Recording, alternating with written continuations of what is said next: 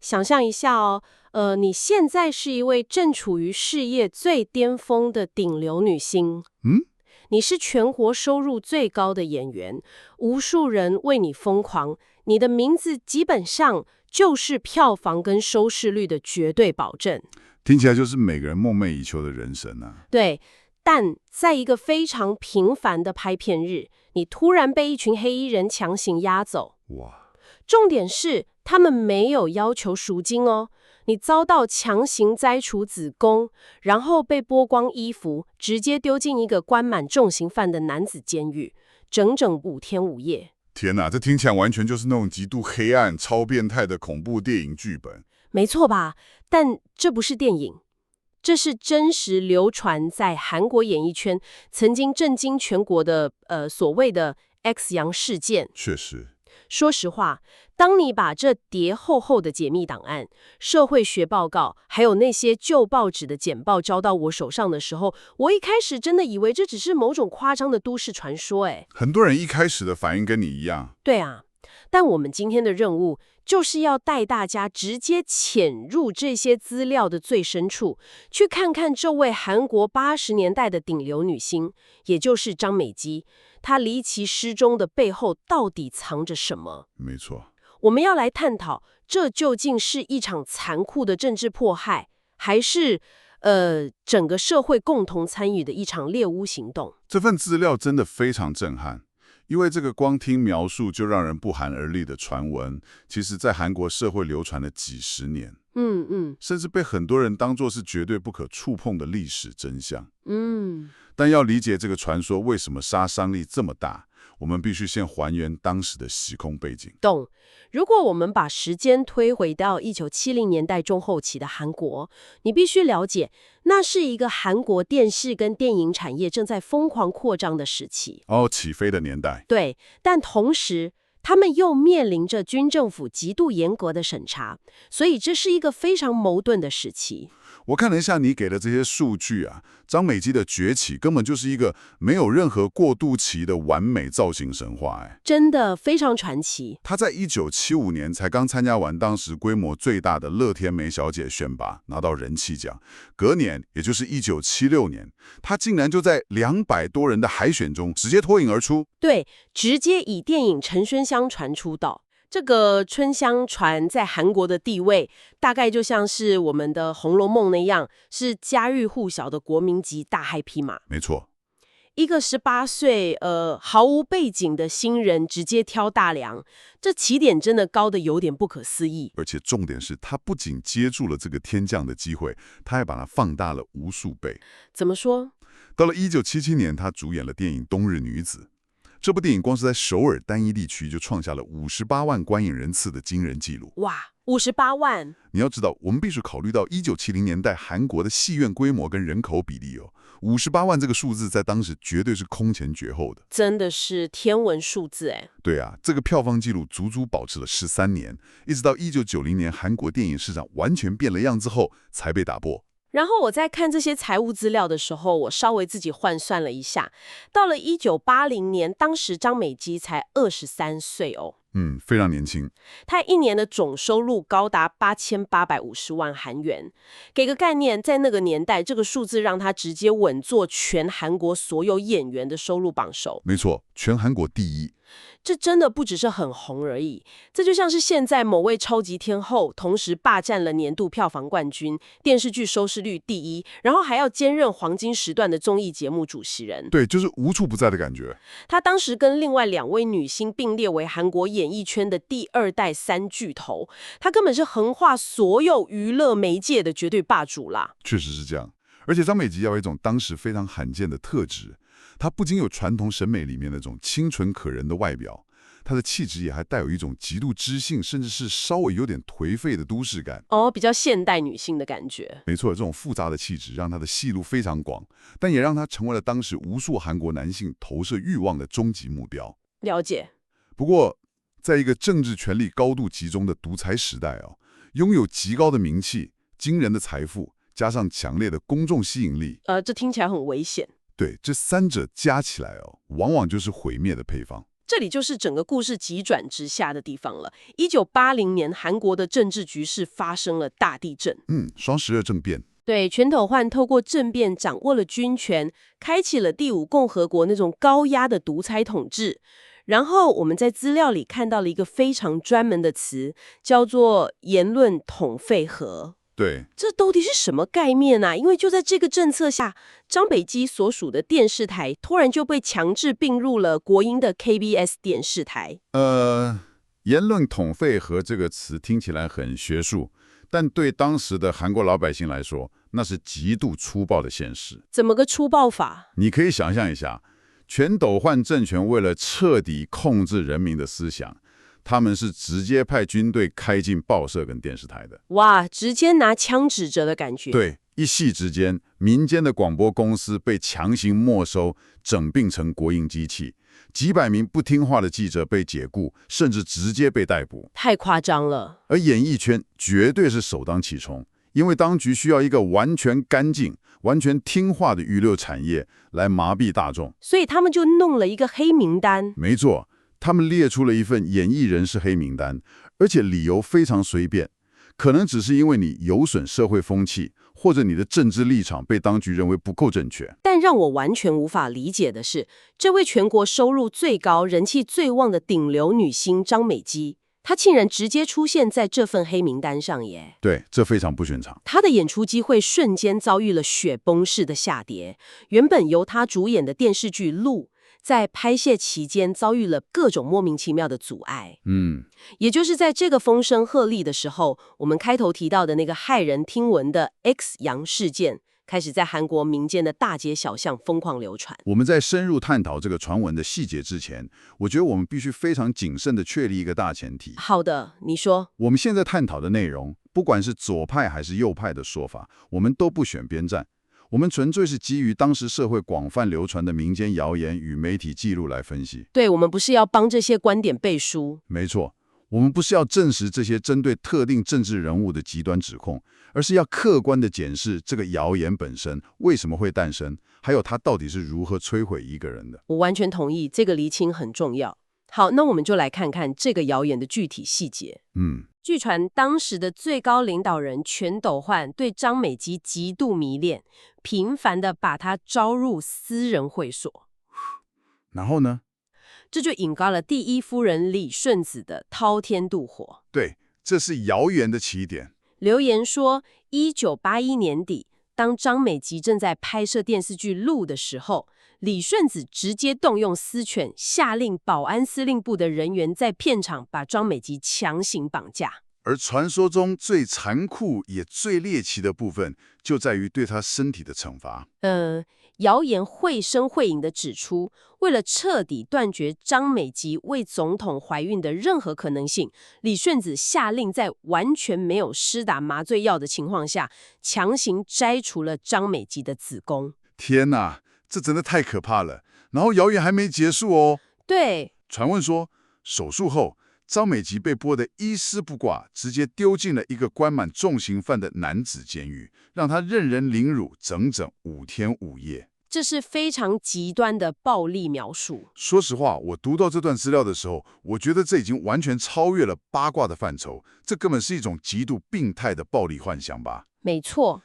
但让这个谣言看似被证实的关键是，事件发生后，张美姬竟然真的仿佛人间蒸发了，然后随即宣布前往美国留学进修。确实，这是让大众深信不疑的那个巧合。从1981年到1988年，这段长达7年的所谓留学期，在时间点上竟然跟全斗焕的总统任期完全重叠。这也太巧了吧！你站在当时韩国大众的角度想哦，一个正处于事业最巅峰，才23岁，一年能赚8000多万韩元的超级巨星，怎么可能突然抛下一切，跑到一个语言完全不通的异国去求学？对啊，这完全不合逻辑。所以在当时的大众眼里，这根本不是留学，这就是默认的政治流放。但这里有一个巨大的逻辑漏洞，我无法忽视耶。大家真的都相信第一夫人会做出这种像古代酷刑一样的事情吗？我的意思是，这听起来真的太荒谬了。这里我们就要切入当时韩国社会的集体心理了。怎么说？如果你把这个现象连接到更大的时代图景来看，这其实不只是一个八卦，而是当时韩国社会集体心理的投射。对，在全斗焕的高压独裁下，民众刚刚经历了光州事件的血腥镇压，整个社会充满了恐惧。但因为媒体被完全控制，他们根本无法在公开场合抨击独裁者的政治暴行。所以他们需要一个出口。没错，这种巨大的无力感和愤怒就被转移到了性丑闻跟后宫斗争的叙事上。等一下，你的意思是，这其实是一种社会对于威权的无声抗议吗？可以这么说。可是我读这些资料的时候，我只觉得这是一个对成功女性极度丑女的攻击耶。大众用子宫被摘除、丢进男监狱这种充满性暴力的情节来意淫一个女明星，我们为什么要给这种病态的幻想贴上政治抗议这么高尚的标签呢？这个质疑非常敏锐，也非常核心。你说的完全没错，这两者其实并不冲突，它本质上就是极度厌女的。对啊。但这正是威权体制下最悲哀的地方，大众使用了一个父权社会中最恶毒的武器，也就是攻击一个女人的贞洁与生殖器官，来作为打击独裁者形象的手段。哇，这真的很扭曲。从社会求护政治学的概念里来看，子宫象征着女性的未来、生育权以及作为个体的完整性。留言中将子宫强行摘除，其实是把国家机器对公民身体与未来的绝对控制给具象化了。懂你的意思了。民众在政治上感到被独裁者阉割，于是他们在潜意识里共同编织了这个女性被肉体阉割的神话。哇！所以民众其实是在借由传播这个故事，把统治者描绘成嗜血魔鬼，把女性描绘成破皮肉骨，来表达他们对那个时代的恨意。没错，女性的身体就这样莫名其妙的成了一个国家政治宣泄的战场，这真的太悲哀了。非常精准的总结。但更可怕的是这个作为宣泄工具的谣言，并没有随着时间消散。相反的，它后来被流行文化彻底实体化了。对，你给我的资料里有提到一部电影，1987年韩国开始步入民主化，言论禁忌逐渐被打破。然后到了1989年，也就是全斗焕下台后，有一部名为《首尔彩虹》的电影上映了。对，这部电影的情节几乎就是 X 阳事件的翻版。真的假的？它讲述了一个渴望成名的女孩成为最高权力者的玩物，最后遭到权力者妻子极其残忍的报复。天哪！甚至电影里为了视觉冲击，还加入了比民间流言更变态的情节，像是把剪下来的头发塞入私处等等。这就是让我觉得最毛骨悚然的地方。当大众在黑压压的电影院里看到这些具体的血淋淋的画面时，即使片头写着本故事纯属虚构，大众的潜意识也会直接把它跟张美吉的传闻画上等号。绝对会的。对于后来那些没有经历过80年代的年轻世代来说，他们对这件事的认知，很大程度就是透过这部电影建立的。流行文化等于是把一个谣言硬生生练成了历史真相。视觉的力量直接盖过了理性的思考。但我们如果把焦点拉回张美吉本人，你会发现她展现出了惊人的生命力。对，遭受了这么大的打击，不管被绑架是真的，还是被全国性的谣言集体霸凌是真的，她其实并没有在美国崩溃。没错。她到底是怎么熬过来的？我的意思是，他不可能发个新闻稿澄清就没事了。他是如何在背负着这种屈辱标签的情况下完成逆袭的？关键就在于他利用了韩国社会民主化这个历史契机，以及他对自己专业的极度渴求。在美国那7年，他并没有荒废自己。他跑去进修了，对吧？对，他去加州的大学进修电影和艺术理论。当1980年代末期，韩国政治环境开始松动，他陆续回国拍摄电影时，大家发现他的气质完全变了。怎么变？他褪去了以前那种迎合大众的妖艳，转而散发出一种经历过地狱洗礼后的冷峻跟深沉。最具代表性的绝对是1991年的那部传记电影《死之永赞》。没错，他在里面饰演韩国首位女高音歌唱家尹欣德。他把那种在传统与自由之间痛苦挣扎的女性灵魂演绎得淋漓尽致。那部片让他一口气拿下了青龙奖、大众奖等多项影后大奖。哇哦！他等于是用绝对的实力，把大众强加在他身上的受害者或狐狸精标签给直接撕碎了。而且不仅如此哦，如果你对早期的韩剧有印象，他在1998年的长寿剧《6个孩子》里面饰演了一位在韩战后艰辛抚育6个子女的单亲妈妈。那是一个极度坚韧无私的角色。我看到这里的时候，真的觉得这反差太不可思议了。对啊，具生育能力的女人，最后竟然成为了全国观众心中最具代表性的国民母亲。这真的是一次无比华丽，甚至带点讽刺意味的转身。真的非常讽刺，他等于是完全用艺术成就重新定义了自己。没错，但如果故事就在这里停住，那这就是一个完美的励志神话了。然而，现实总是充满了复杂的毛病。到了2007年，韩国演艺圈爆发了大规模的学历造假调查风暴，而张美姬再一次被卷入了风暴的中心。我在看这段资料的时候，真的倒抽了一口气。2007年，韩国因为申真儿事件引发了全国性的假学历大追查。是的，张美姬一直以来都标榜自己是留美归国的高学历知性女星。她甚至凭借着在美国霍桑大学获得的学位，在明治专科大学担任教授。结果媒体一查，这所霍桑大学根本是一所没有获得美国教育部认可的文凭工厂。太扯了！而且更难堪的是，连她自称毕业的韩国女子高中都被查出就学记录是伪造的。她其实连高中都没有毕业。这对一个长期建立知性形象的教授级女星来说，绝对是毁灭性的打击哦。对啊，人设完全崩塌。但面对这种丑闻，你猜她怎么做？她没有召开痛哭流涕的记者会，也没有发表任何长篇大论的辩解或道歉。她选择了绝对的沉默。这和她当年面对 X 阳事件时的态度如出一辙，也就是韩国媒体所说的她极端的神秘主义。没错，她终生未婚未育，极少在镜头前谈论私生活。但我想问的是，这种沉默或者说这种神秘主义，到底帮了她还是害了她？这是个非常深刻的命题哦。如果我们把时间轴拉长来看，在80年代的威权时期，神秘主义是他唯一的盔甲，因为多说多错。对，当国家机器可以轻易碾碎一个人的时候，保持沉默，不给予任何口实，是弱者生存的唯一策略。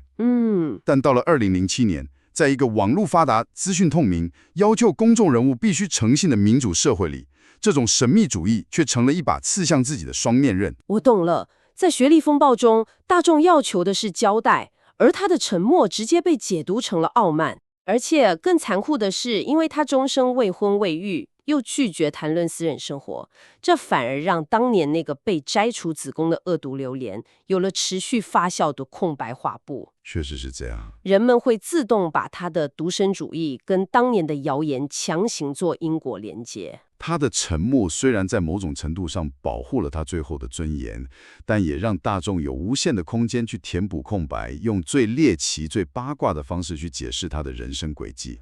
这就是作为一个时代象征人物的悲哀啊！你的人生从来不完全属于你自己。对，我们今天跟着你提供的这份资料，走过了一趟非常沉重的旅程。我觉得张美姬的经历根本就是韩国现代史的一个浓缩版。真的。它让我们看到，在一个没有言论自由、资讯被高度封锁的时代，权力的阴影是如何扭曲事实的。一个女演员的个人命运，就这样硬生生地被社会的集体恐惧跟愤怒，变成了一个国家的黑暗都市传说。但与此同时，我们也看到了个体令人敬畏的韧性了。面对军政府的打压、残酷的社会流言，甚至是后来自己造成的学历争议，张美姬都没有真正倒下。她撑过来了。她将自己打造成了一件冰冷但坚不可摧的艺术品。即使面对所有的争议与恶意，也始终保持着一种不容侵犯的优雅。这或许就是他对抗那个残酷时代，还有这个充满偏见的世界最独特的反击方式吧。说得太好了！在我们结束这集节目的深度解析之前，我要呼应一下我们开头提到的那个令人毛骨悚然的绑架场景。那种无端的暴力和剥夺虽然在很大程度上被证明是社会集体编织的谣言，但这个谣言背后所承载的恶意与伤害却是无比真实的。没错。最后，我想留给你们一个值得深思的问题：当一个社会的真相被强权封锁时，谣言似乎成了弱者唯一能拥有的反抗武器。但是当这把名为谣言的武器带着父权社会最深的恶意，无情地将另一个其实也身处弱势、无辜的女性个体撕成碎片时，究竟谁才是真正的加害者？这真的很难回答。是那个高高在上的独裁者，还是每一个在私底下津津乐道、缠历着残酷幻想的普通人？这是一个没有标准答案的命题。但在我们当今这个随时可以透过网络轻易摧毁一个人的时代里，绝对值得你我持续反思、真的讨论。别忘了点赞、订阅。下一次的深度探讨，我们将解开另一个更离奇的历史谜团，等你来发掘。我们下次见，拜拜。